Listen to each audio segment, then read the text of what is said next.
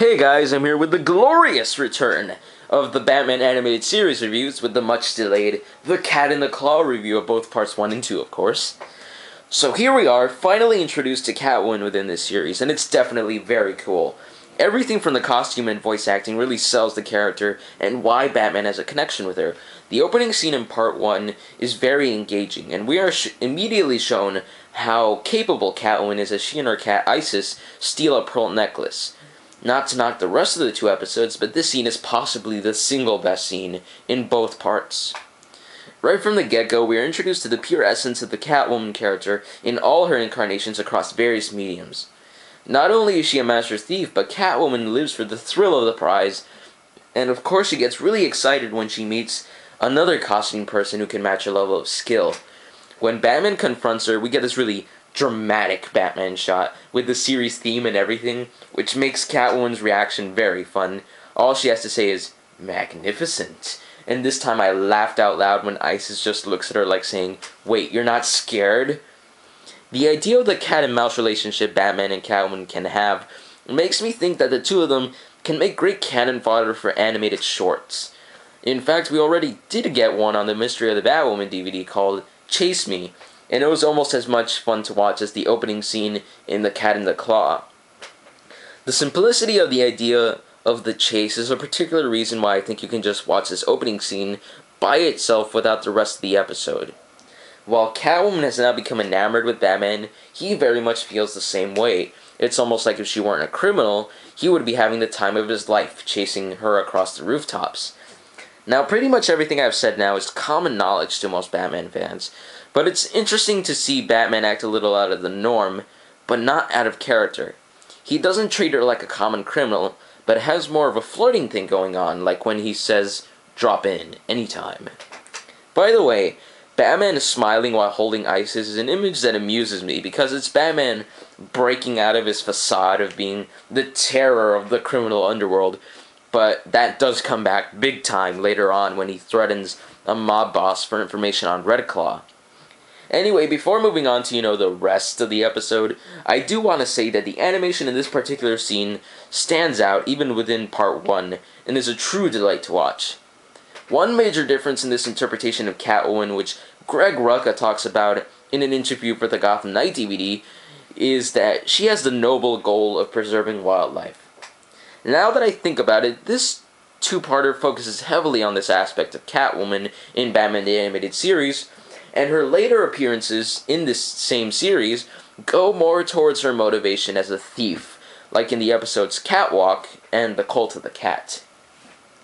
Even though as a guest star, Catwoman is featured heavily in these two episodes, barely any of the actual plots of this two-parter comes from her. The only reason she is involved in this whole terrorist plot engineered by Red Claw is because they are using land that she wanted preserved for mountain lions. Catwoman just stumbles into the villain plot, which is interesting to see her thrown in a situation where she's in over her head, but there's not much more to it here. That's kind of true for the whole story. This terrorist plot doesn't really have any thematic end, but it's more like fodder for action sequences, which isn't too bad because it's still interesting to watch and not difficult to get through. It's very entertaining.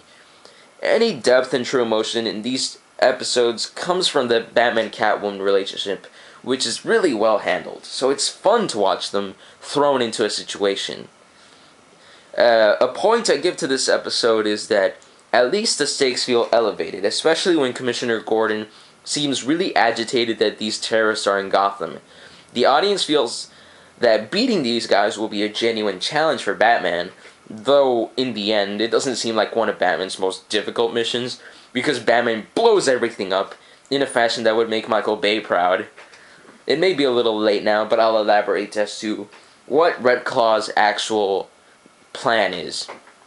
She steals a plague from the army and plans to kill Batman and Catwoman with it so she can ransom the city for a fake. The plan's not illogical or anything, but it's not all that interesting. It feels like the terrorists are unraveling Selina Kyle's life at first because they find out who she is, but after they're defeated, I feel like Catwoman's life can return to normal if not for the ending, which is an absolutely great scene.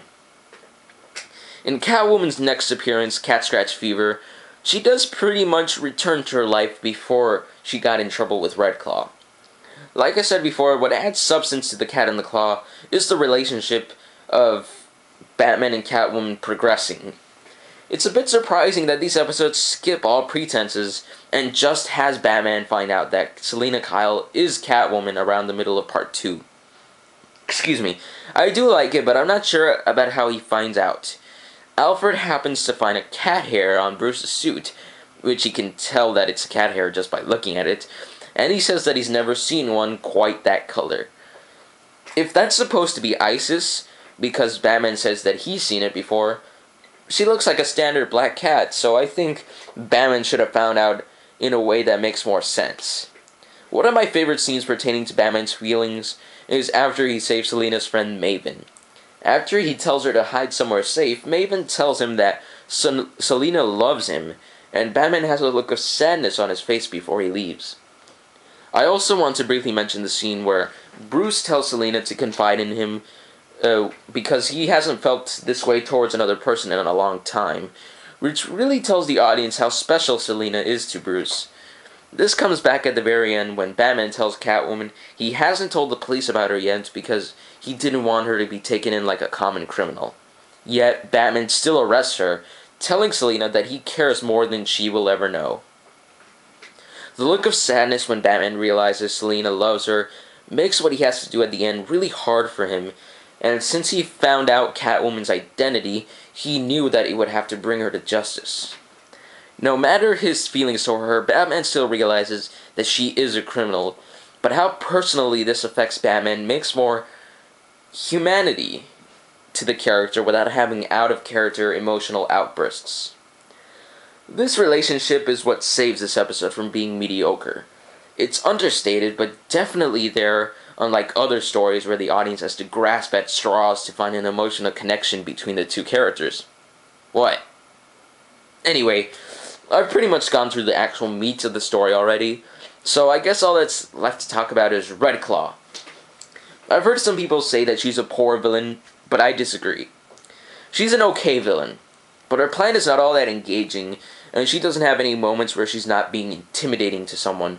She's a tough villain, but Red Claw didn't need to call attention to her gender when talking to Batman, but I do really like his response of, I'm an equal opportunity crime fighter. Red Claw works much better in her only other appearance very late in the series, The Lion and the Unicorn, because of her interaction with Alfred and how personal she makes it for Batman himself. If I remember correctly, she doesn't call attention to her gender in that episode, but we'll get there eventually. Before moving on to the animation, I do briefly want to talk about Bruce Wayne's role in the two episodes. A lot of humor comes from Bruce, like when he genuinely blushes when he tries to ask Selina out on a date, and when Selina threatens a frontman for Red Claw, and Bruce just says, "Have a nice day." I like these moments because I can buy that no one would suspect him of being Batman.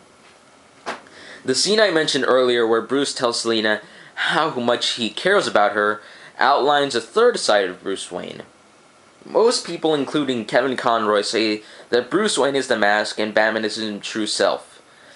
But that scene feels like the true Bruce Wayne when he's not putting on the playboy facade or the intimidating vigilante facade. I always appreciate to see this aspect of the character. Yeah, in that scene, he acts like how he acts when he's with Alfred alone in the Batcave. Just talks to him. And Batman doesn't treat many other people that way. Alfred is a really special person to him as a friend and father figure, and he feels like he can act the way he acts around Alfred with Selina, so I really like that. The animation is different in the two parts, now that we're on to animation. Part 1 has much superior drawing, especially the scenes showcasing both Catwoman and Selina's beauty, and more fluid character movement than Part 2. Just comparing screenshots from the two parts shows how much the quality went down in the animation. That being said, there are other episodes of this series that have way worse animation than Part 2 of The Cat and the Claw, and it is rare in this show that animation be consistent in both parts of a two-parter. For instance, Robin's Reckoning has a phenomenal animation in Part 1, but it's noticeably worse in Part 2, and the reverse is true for Feet of Clay. What I will give Part 2 of The Cat in the Claw is that I really like the design of the backglider Batman uses to get on the train. All series regulars bring their A-game to the voice acting, and Kevin Conroy gets to play a lot with Bruce Wayne and the Batman voices, as well as getting to portray his more sensitive emotions. Adrienne Barbeau is the big guest star here as the voice of Catwoman, and she definitely knocks it out of the park. I said before that every character in the series is well cast, and Catwoman definitely was no exception. I really like what Adrienne Barbeau said in an interview about the character, how there's an "I'm sexier than you are" quality in her voice that totally fits the character. The musical theme for Catwoman fits very well. The one thing I noticed about the music here is that in Part 2 I got a very Indiana Jones vibe in the action sequences that I never really got in other episodes. I guess it makes some sense since Batman fights people in more military locations in a 1940s looking world. Other than that, I don't have too much else to say about the music except that it lives up to the overall musical quality of the series. Overall, this could have been a mediocre two-parter, but Batman and Catwoman save it. This series has done better work and will do even better work in later episodes, but this version of Catwoman is well done and entertaining to watch, which makes this episode absolutely worth a view. Though Red Claw's whole terrorist plot isn't engaging enough, I give The Cat in the Claw a solid 4 out of 5. Well, now that I finished this, I should get more in the swing of things reviewing single episodes. I'm actually really looking forward to rewatching and reviewing the next episode, See No Evil. Hope you guys stay tuned for that review, so until we meet again, enjoy.